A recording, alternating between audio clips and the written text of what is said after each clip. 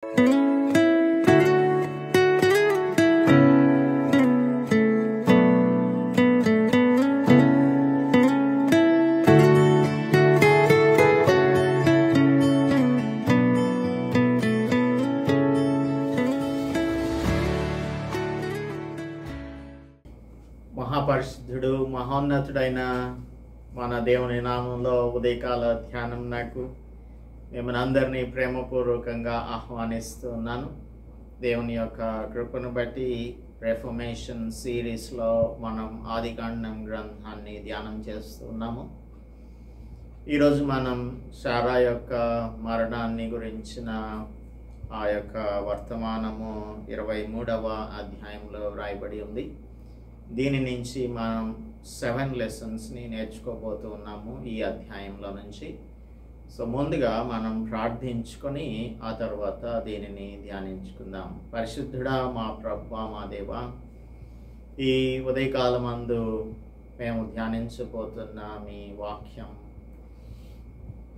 మా హృదయములకు నాయన ఎంతగానో అవసరమైనటువంటిది. దాన్ని మేము అర్థం చేసుకున్నట్లుగా మా పట్ల మీరు కృప చూపించమని క్రీస్తు యేసు పరిశుద్ధ నామంలో ప్రార్థిస్తున్నాము తండ్రి. Amen. Once again, I would like to welcome you to the meditation of the Word of God. ఉదయకాల ధ్యానం నాకు మిమ్మల్ని అందరినీ కూడా ఆహ్వానిస్తున్నాను. 23వ అధ్యాయంలో శారాను గురించినటువంటి మరణ వార్త మనం వింటూ ఉన్నాము. అయితే ఈ అధ్యాయం ద్వారా మనం ఏం నేర్చుకుంటాము అనేది చాలామందికి ప్రశ్నగా ఉంటుంది. శారా చనిపోయింది, ఆమెను పాతిపెట్టడానికి అబ్రహాము ఒక భూమిని కొన్నాడు అని మనం అనుకుంటాం. కానీ దీనిలో నుంచి మనం నేర్చుకోబోయేటువంటి పాఠాలు ఏంటంటే, ఒకటి, దేవుడు తన బిడ్డలైన వారిని అందరినీ కూడా ఎల్లప్పుడూ జ్ఞాపకంలో ఉంచుకుంటాడని, వారిని అందరినీ కూడా ఆశీర్వదించేవానిగా ఉంటాడు అని మొట్టమొదటి పాఠాన్ని నేర్చుకుంటాం.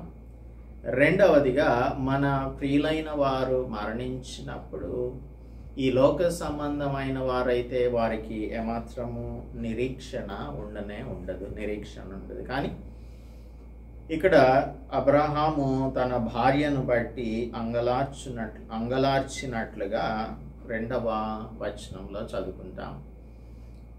అయితే ఇప్పుడు ఎవరైనా చనిపోయినప్పుడు, ప్రియులైన వారు చనిపోయినప్పుడు తప్పకుండా మనకి బాధ కలుగుతుంది. ఎందుకంటే ఫిజికల్ సెపరేషన్ ఉంటుంది. అయితే మనకందరికీ కూడా ఒక నిరీక్షణ ఏంటంటే, మనం ఈ లోకంను విడిచిపెట్టిన తర్వాత తప్పకుండా వీరిని చూస్తాము పరలోక రాజ్యంలో అనేది రెండవది. మూడవదిగా, మనం ఈ లోకంలో మనందరం కూడా పరదేశులంగా ఉన్నాము. We are all sojourners on this earth and we have a destination. మనం చేరవలసిన గమ్యస్థానం, అసలైనటువంటిది మన కోసం దేవుడు సిద్ధపరిచి ఉంచాడు. అక్కడికి వెళ్ళాలని మనం ఎప్పుడు కూడా ఎదురు చూచే వారంగా ఈ లోకంలో ఉంటున్నప్పటికీ కూడా we must be separated from the world, looking for the eternal world. నిత్య రాజ్యంలోనికి వెళ్ళటానికి మనం ఎల్లప్పుడూ కూడా సిద్ధపాటును కలిగి ఉండాలి అనేది 3rd లెసన్. 4th లెసన్, మనం ఈ లోకంలో జీవించుచు ఉన్నప్పుడు ఈ లోక సంబంధమైన వారికి మనం వెలుగును చూపించే వారంగా ఉండాలి. దేవుని యొక్క వెలుగును మనం ఇతరులకు ప్రకాశింపచేసే వారంగా ఉండాలి. 5వది, we should not be unequally yoked with the worldly people. మనం మన కాడి అనగా విశ్వాసికి అవిశ్వాసికి ఏమాత్రము కూడా సంబంధం లేదు. కాబట్టి అన్ఈక్వల్గా యోక్ చేయబడటం అనేది అది ఏమాత్రం కూడా దైవ సంబంధమైనది కాదు, లేఖనానుసారమైనది కాదు. తర్వాత మనల్ని దేవుడు తన రాజ్యంలో ఇన్వెస్ట్ చేయాలని ఆయన కోరుకుంటున్నాడు. మన ఇన్వెస్ట్మెంట్ అంతా యేసు ప్రభు అదే చెప్తాడు, మీరు ఈ లోకంలో ధనం కూర్చుకోవద్దు అని అంటాడు. మీ ధనం ఎక్కడ కూర్చుకోవాలి? పరలోకంలో కూర్చుకోవాలి అని ఆయన చెప్తాడు. ఎందుకంటే ఇక్కడ చిమ్మెట పడుతుంది, తర్వాత దొంగలు వచ్చి దానిని ఎత్తుకొని పోతారు అని యేసు ప్రభు మత్తయి సువార్తలో చెప్తూ ఉన్నాడు.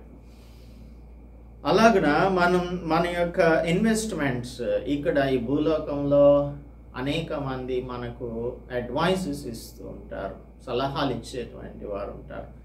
రియల్ ఎస్టేట్లో మీ డబ్బుల్ని ఇన్వెస్ట్ చేయండి, ఎందుకంటే మనకు దాని వలన బాగా గ్రోత్ జరుగుతుంది అని చెప్తూ ఉంటారు. ఇంకా గోల్డ్ ఇన్వెస్ట్మెంట్ పెట్టండి, ఇలాగా సలహాలు ఇచ్చేటువంటి వారు అనేక మంది ఉంటూ ఉంటారు. But we have to invest in the eternal home.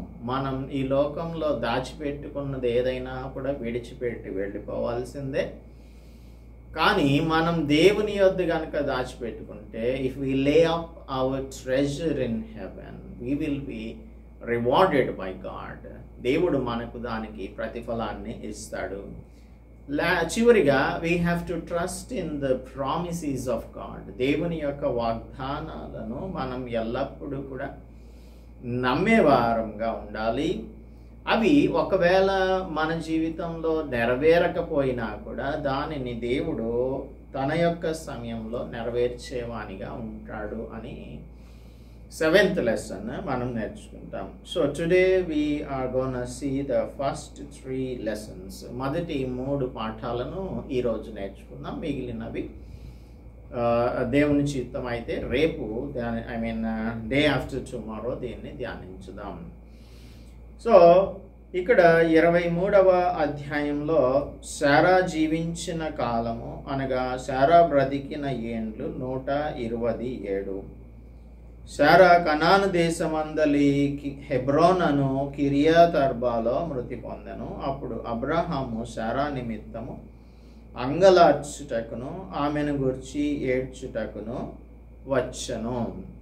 బైబిల్లో ఒక స్త్రీ యొక్క వయస్సు, మరణం, తర్వాత ఆమెను గూర్చి అంగలార్చటం అనేది శారాను గురించే మనం చదువుకుంటాం.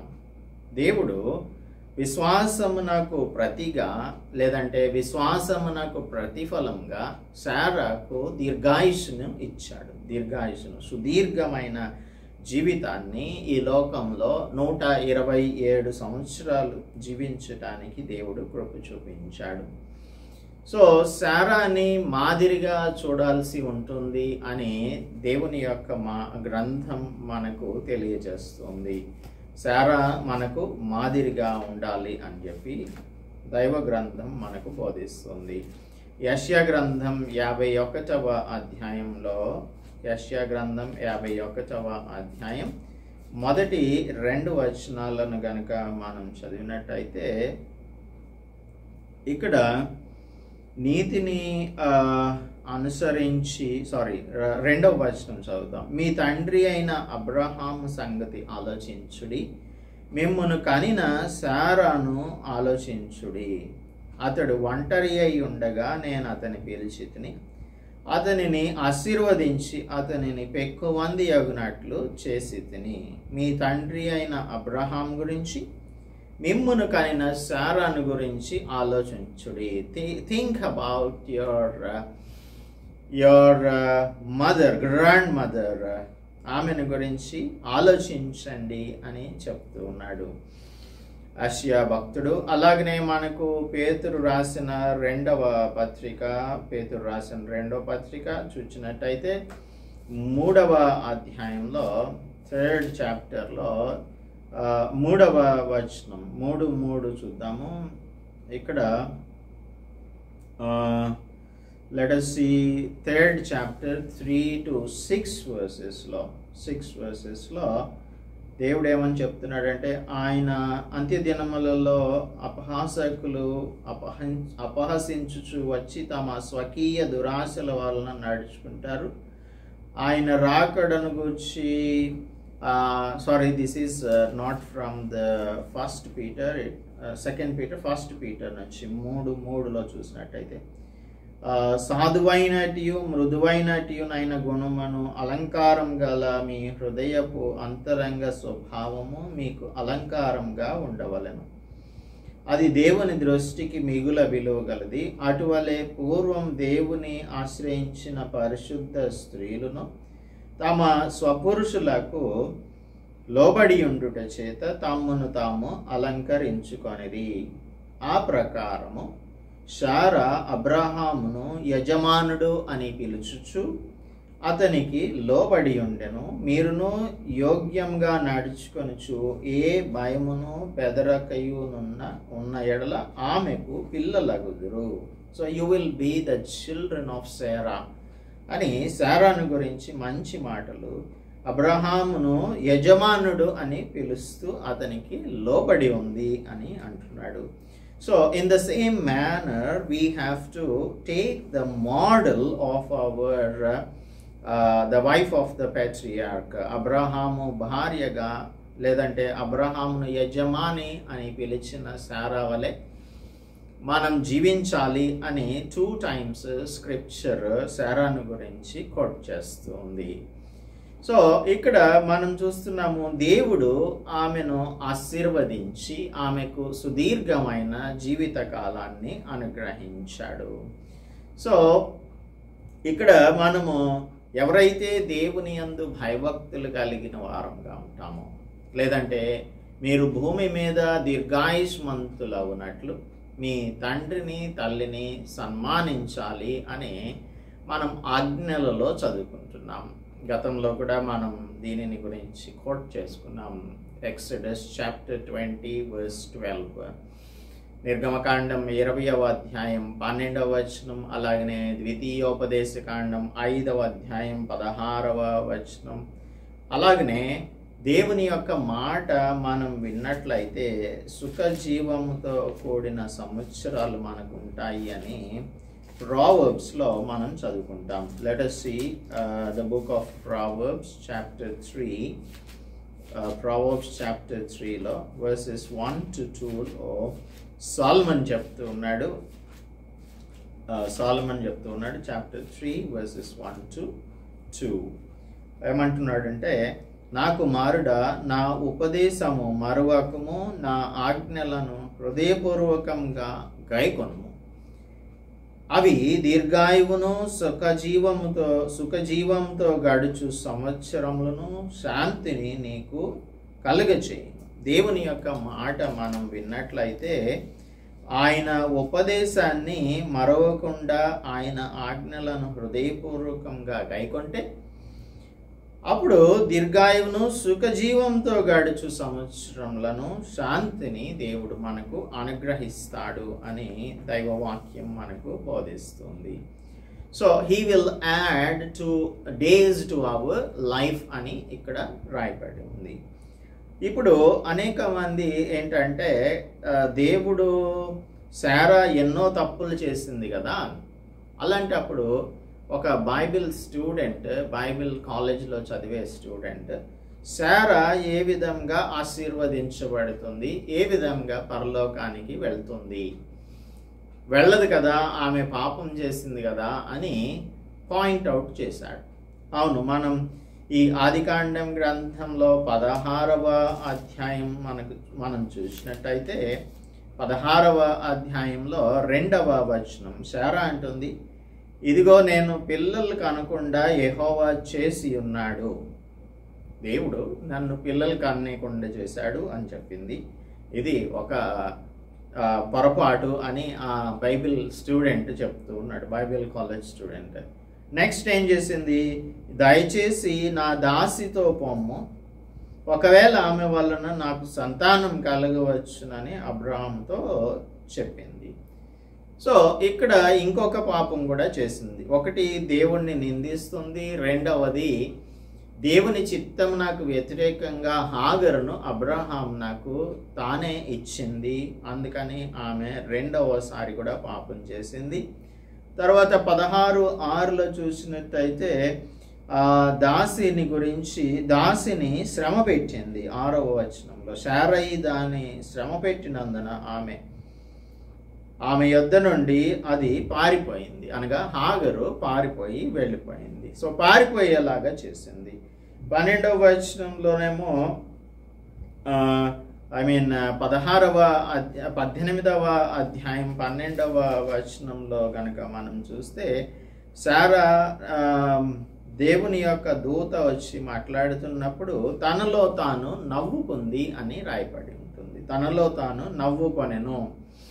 మరలా 21వ అధ్యాయంలో కూడా ఆమె నవ్వినట్లుగా మనం చూస్తాము. సో ఈ విధంగా 21:10లోనేమో హాగర్ను తర్వాత ఇష్మాయేలును కూడా తన ఇంటి నుంచి వెళ్ళగొట్టేసింది. ఇన్ని పాపాలు చేసినటువంటి వారిని దేవుడు ఎలాగ క్షమిస్తాడు, ఏ విధంగా వారు పరలోక రాజ్యానికి వెళ్తారు అనేది ఈ బైబిల్ కాలేజ్ స్టూడెంట్ యొక్క ప్రశ్న. సాతానుడు కూడా మన మీద అనేకమైన నేరారోపణలను చేస్తూ ఉంటాడు. అయితే దేవుడు తన బిడ్డలైనటువంటి వారు తమ పాపములను ఒప్పుకున్నప్పుడు వాటిని ఆయన క్షమిస్తాను అని చెప్తూ ఉన్నాడు. యెషయా గ్రంథం 43వ అధ్యాయంలో 25వ వచనం చదివితే, నేనే నా చిత్తానుసారంగా నీ అతిక్రమములను తుడిచివేయుచున్నాను, నేను నీ పాపములను జ్ఞాపకం చేసుకొనను అని అంటున్నాడు. నేనే నా చిత్తానుసారంగా నీ అతిక్రమములను తుడిచివేయుచున్నాను. He is the one who will blot out our transgressions. తర్వాత వాటిని నీ పాపములను నేను జ్ఞాపకం చేసుకోనను అని అంటున్నాడు. తుడిచివేస్తున్నాడు, తర్వాత వాటిని జ్ఞాపకం చేసుకోను అని చెప్తూ ఉన్నాడు. ఇదే మాటలు మనం హెబ్రీ పత్రిక 8వ అధ్యాయం 12వ వచనంలో కూడా చదువుకోవచ్చు. సో ఇలాగా పాపం చేసినటువంటి వారు ఏ విధంగా దేవుని దగ్గరికి వెళ్తారు, దేవుని చేత ఆశీర్వదించబడతారు అని ఎవరైనా ప్రశ్నించినట్టయితే దానికి సమాధానమే ఇక్కడ మనం చూస్తున్నాము. దేవుడు క్షమించిన తర్వాత ఆయన తన యొక్క ఆశీర్వాదములను మనకు అనుగ్రహిస్తారు. రెండవ లెసన్, సెకండ్ లెసన్ మనం నేర్చుకునేది, గాడ్ వాంట్స్ us టు మాన్ అవర్ లవ్డ్ వన్స్. మన ప్రియులైన వారు మరణించినప్పుడు మనం వారిని గురించి అంగలార్చేటువంటి వారంగాను ఏడ్చేటువంటి వారంగాను ఉంటాము. But we have a hope. మనకి ఒక నిరీక్షణను దేవుడు అనుగ్రహించాడు. ఒక నిరీక్షణ మనకు దేవుడు అనుగ్రహించాడు. అయితే ఇక్కడ మనం we have to understand one thing. ఆ దినాలలో అబ్రహాము నివసించుచున్న ఆ దేశంలో ఎవరైనా భార్యకు కనుక బిడ్డలు జన్మించకపోతే, అనగా గొడ్రాలుగా ఉంటే, వారిని అక్కడున్నటువంటి ఆ కల్చర్స్లో పరిత్యజించేటువంటి వారు. ఈ దినాల్లో కూడా మనం అనేక మందిని చూస్తూ ఉన్నాము. ఎస్పెషల్లీ క్రిస్టియన్ ఫ్యామిలీస్లో కూడా చూస్తున్నాం. బిడ్డలు కలగట్లేదు అని చెప్పి పరిత్యాగ పత్రిక ఇవ్వాలని అనుకునేవారు, పరిత్యాగ పత్రిక ఇచ్చేవారు, వారిని ఇవ్వమని ఫోర్స్ చేసేవారు, వారు ఇవ్వకపోతే రెండవ వివాహమును వారికి తెలియకుండానే చేసేసుకోవడం, ఇలాంటివి అన్నీ కూడా విశ్వాసులైన వారు, సేవకులైన వారే చేయటం అనేది చాలా హాస్యాస్పదమైన విషయం. అబ్రహాం చూడండి, మనకు పెట్రియార్క్గా ఉన్నాడు. ఆయన తన భార్యను విడిచిపెట్టేయలేదు, బిడ్డలు కలగలేదు అని చెప్పి. 90 సంవత్సరాలు వచ్చే వరకు శారాకి బిడ్డలు కలగలేదు. 90వ సంవత్సరంలో ఇసాకు వారికి జన్మించాడు. సో ఆ కల్చర్ని బట్టి, అంటే తన భార్యను ఎంతగా ప్రేమిస్తున్నాడు అబ్రహాము అనే దానికి నిదర్శనంగా మనం ఈ మాటలను జ్ఞాపకం చేసుకుంటున్నాము. అందుకని he did not take a second wife. శారాకు పిల్లలు కలగట్లేదని చెప్పి రెండవ భార్యను తెచ్చుకోలేదు. తర్వాత హాగరు శారా యొక్క అధికారాన్ని చేజిక్కించుకోవాలని అనుకున్నప్పుడు, లేదు అంటే ఆ శారా యొక్క అధికారాన్ని లేదంటే తన యొక్క స్థానాన్ని, శారా స్థానాన్ని హాగరుకు ఇవ్వాలని ఎప్పుడు కూడా అబ్రహాము అనుకోలేదు. అందుకే ఆమె ఏం చెప్పింది, శారా ఏం చెప్పింది, ఈ దాసిని దాని కుమారుడిని కూడా పంపించేసేయాలి అని చెప్పినప్పుడు దేవుడు ఆ శారా చెప్పినట్టుగానే నీవు చేయాల్సి ఉంటుంది అని తప్పకుండా చెప్పేసేసాడు. 21వ అధ్యాయం 12వ వచనంలో అబ్రహాము నాకు మిక్కిలి దుఃఖం కలిగెను, అయితే దేవుడు ఈ చిన్నవాని బట్టి ఈ దాసుని బట్టి నీవు దుఃఖపడవద్దు, శారా నీతో చెప్పు ప్రతి విషయంలో ఆమె మాట వినము, ఇసాకు వలన అయినదియే నీ సంతానం అనబడును అని చెప్పినప్పుడు శారా ఏదైతే చెప్తుందో అదే విషయాన్ని దేవుడు అంగీకరించమన్నప్పుడు అంగీకరిస్తున్నాడు. కాబట్టి తెల్లవారినప్పుడు అబ్రహాం లేచి ఆహారమును నీళ్ల తిత్తిని తీసుకొని ఆ పిల్లవానితో కూడా హాగరునకు అప్పగించి ఆమె భుజం మీద పెట్టి ఆమెను పంపివేసేశాడు.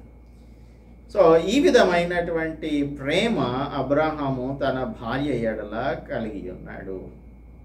అయితే ఇంకొకటి ఏంటంటే, we have to celebrate the hope of resurrection.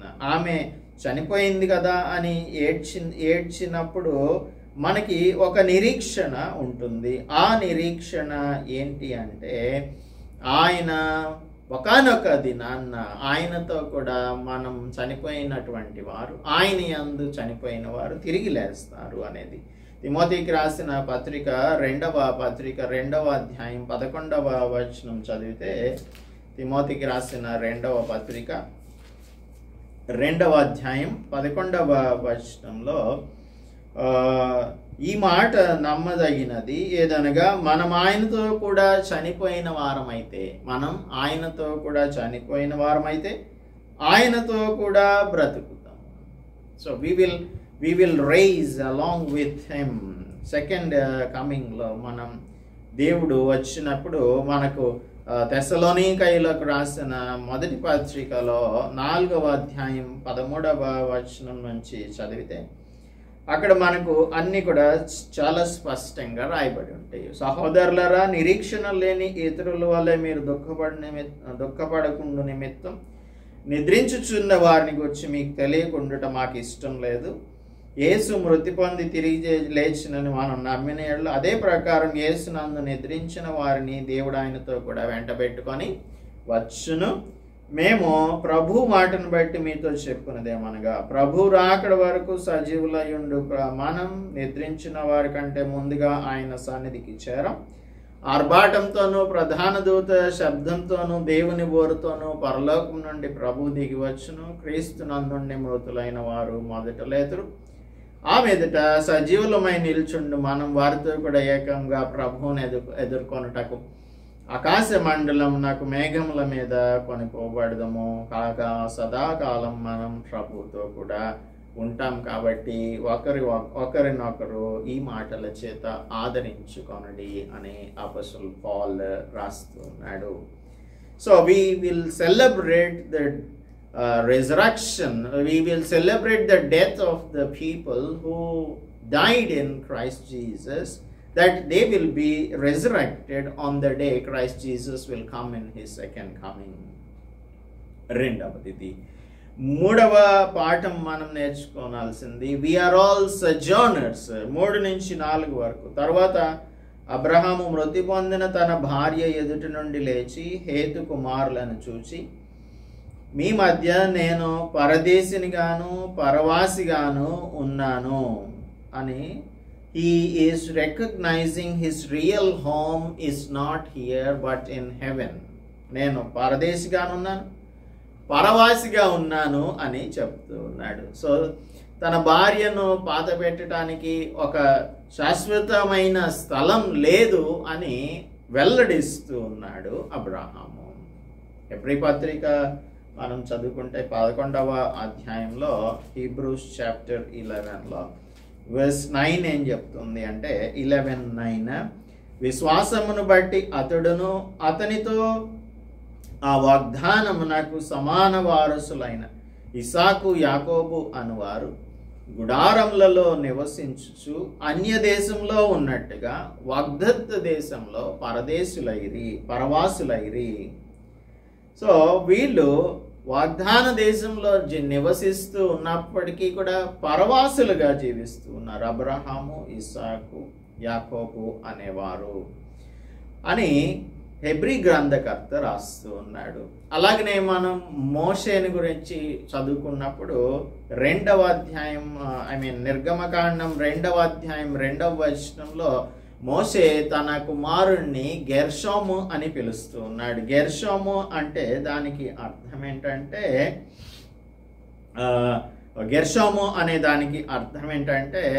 He is a సజానర్, పరదేశీ అనేటువంటి అర్థం వస్తుంది అని ఇక్కడ రాయబడి ఉంది.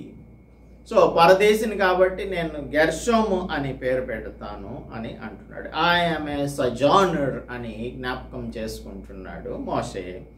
అలాగనే మనం క్రానికల్స్ అనగా దినవృత్తాంతముల గ్రంథంలో దావీదు కూడా తాను ఈ లోకంలో పరదేశిని అని ఒప్పుకుంటున్నాడు. 29వ అధ్యాయం 15వ వచనంలో మా పితరులందరి వలనే మేమును నీ సన్నిధిని అతిథులమును పరదేశులమును అయి ఉన్నాము. అతిథులుగా ఉన్నాం, పరదేశులముగా ఉన్నాము. మా భూనివాస కాలం నీడ ఎంత అస్థిరం, స్థిరముగా ఉన్నవాడొక్కడును లేడు అని డేవిడ్ కూడా అంటూ ఉన్నాడు.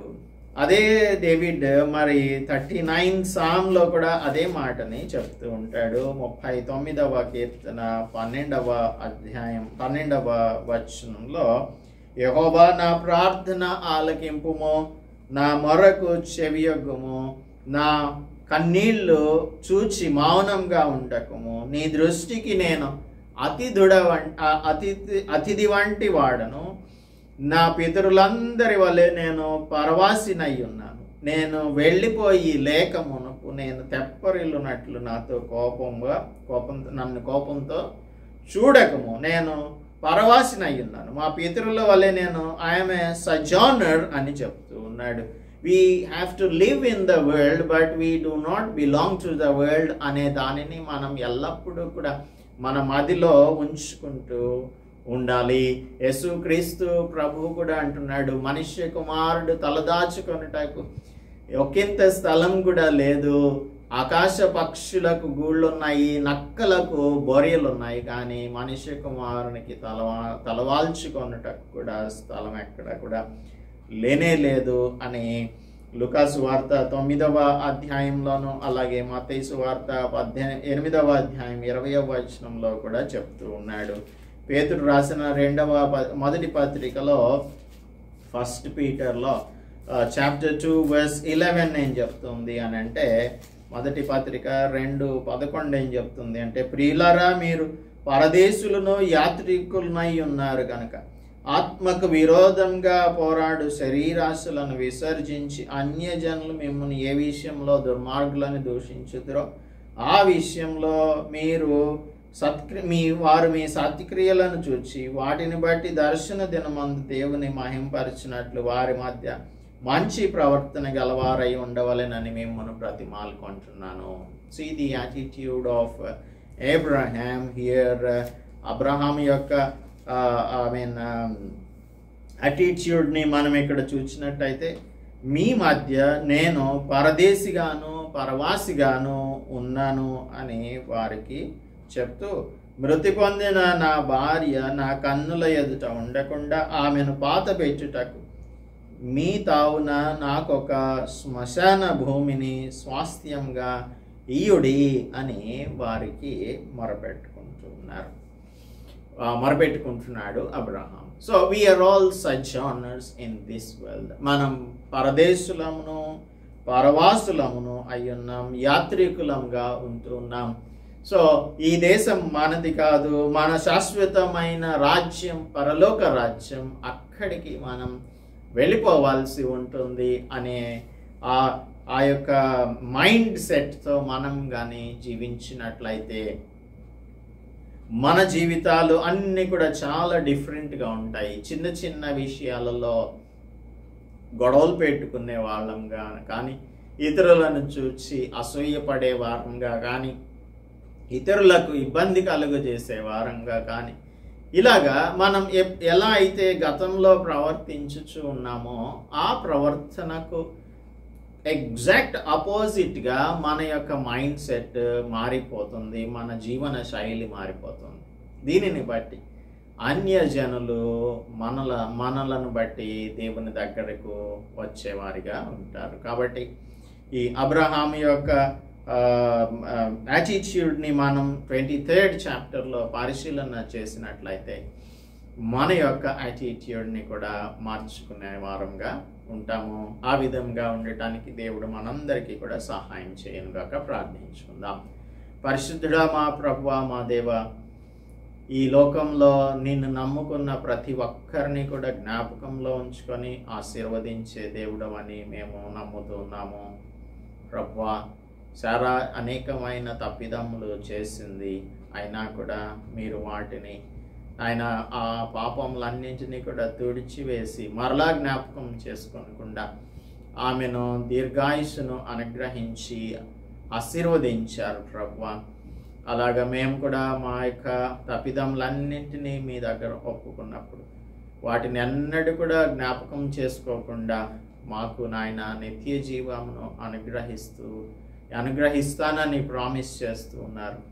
అలాగే ఈ లోకంలో మాకు దీర్ఘాయుషును అనుగ్రహిస్తానని మీ వాక్యము సెలవిస్తూ ఉన్నది ప్రభువా. వీటన్నింటినీ మేము నమ్ముటకు తండ్రి, ఈ లోకంలో మేము పరవాసులంగాను పరదేశులంగా జీవిస్తున్నాము అని, ఈ లోకం మాది కాదు అని, ఈ లోకంలో ఉంటూనే ఈ లోకం నాకు చెందిన వారంగా కాక పరలోకం నాకు చెందిన సిటిజన్స్గా మేము ప్రవర్తించినట్లు మాకు అందరికీ సహాయము అనుగ్రహించమని క్రీస్తు యేసు పరిశుద్ధ నామములో ప్రార్థిస్తున్నాం తండ్రి.